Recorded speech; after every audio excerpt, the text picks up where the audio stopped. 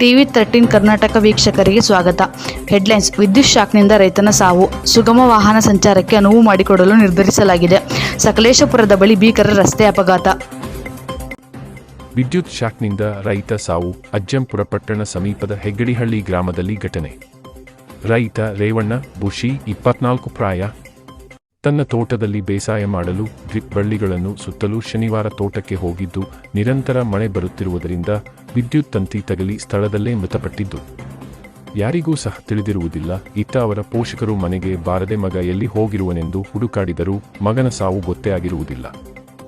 ಸೋಮವಾರದಂದು ಯಾರೋ ದಿನಗಳನ್ನು ಮೇಯಿಸಲು ಅತ್ತ ಕಡೆ ಹೋದಾಗ ಪ್ರಕರಣ ಗೊತ್ತಾಗಿದ್ದು, ತಕ್ಷಣ ಗ್ರಾಮಸ್ಥರಿಗೆ ಹಾಗೂ ಮನೆಯವರಿಗೆ ಮಾಹಿತಿ ತಿಳಿಸಿದ್ದು, ಸ್ಥಳಕ್ಕೆ ಬಂದು ನೋಡಿದಾಗ ಶವವು 3 ದಿನಗಳಿಂದ ಮಳೆಯಲ್ಲಿ ನೆನೆದು ಊದಿಕೊಂಡು ಕೊಳೆತ ಸ್ಥಿತಿಯಲ್ಲಿರುವುದು ಕಂಡು ಬಂದಿದ್ದು, ಅಜ್ಜಂಪುರ ಪೊಲೀಸ್ ಠಾಣೆಯಲ್ಲಿ ಪ್ರಕರಣ ದಾಖಲಾಗಿರುತ್ತದೆ.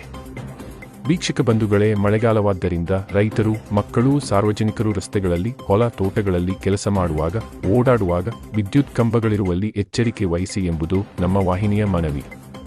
ವರದಿ: Sollapura S. Shivamurthy, Ajjampura TV13 Karnataka. Metro ಕಾಮಗಾರಿ ನಡೆಯುತ್ತಿರುವ ಕಡೆಗಳಲ್ಲಿ ಸರ್ವಿಸ್ ರಸ್ತೆಗಳನ್ನು ಮುಖ್ಯ ರಸ್ತೆಗಳ ಜೊತೆ ಸಂಪರ್ಕ ಕಲ್ಪಿಸಿ ಸುಗಮ ವಾಹನ ಸಂಚಾರಕ್ಕೆ ಅನುವು ಮಾಡಿಕೊಡಲು ನಿರ್ಧರಿಸಲಾಗಿದೆ. ಹೆಬ್ಬಾಳ ಜಂಕ್ಷನ್ನಿಂದ ಸಿಲ್ಕ್ ಬೋರ್ಡ್ವರೆಗಿನ ಮೆಟ್ರೋ ಮಾರ್ಗದಲ್ಲಿ ಬರುವ ಮಹದೇವಪುರ ಹಾಗೂ ಮಾರತ್ಹಳ್ಳಿ ಮೇಲ್ಸೇತುವೆ ಬಳಿ ಡಿ.ಕೆ. ಶಿವಕುಮಾರ್ ಪರಿಶೀಲನೆ ನಡೆಸಿದರು. ಸಕಲೇಶಪುರದ ಬಳಿ ಭೀಕರ ರಸ್ತೆ ಅಪಘಾತ, ಭಾರೀ ಮಳೆಯಿಂದ ರಸ್ತೆ ಕಾಣದೆ ಕಾರು ಅಪಘಾತ. ಸ್ಥಳದಲ್ಲೇ 2 ಯುವಕರು ದಾರುಣ ಸಾವು.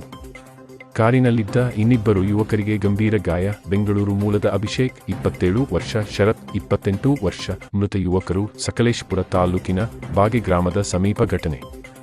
KA 035325 ನಂಬರ್ನ ಎರ್ಟಿಗಾ ಕಾರಿನಲ್ಲಿ ಬೆಂಗಳೂರಿನಿಂದ ಧರ್ಮಸ್ಥಳಕ್ಕೆ ತೆರಳುತ್ತಿದ್ದ ಸಂದರ್ಭದಲ್ಲಿ ಮಳೆಯಿಂದ ರಸ್ತೆ ಕಾಣದೆ ಬಾಗೆ ಸಮೀಪ ಚಾಲಕನ ನಿಯಂತ್ರಣ ತಪ್ಪಿ ರಸ್ತೆ ಬದಿ ಕಬ್ಬಿಣದ ಡಿವೈಡರ್ಗೆ ಡಿಕ್ಕಿ ಹೊಡೆದ ಕಾರು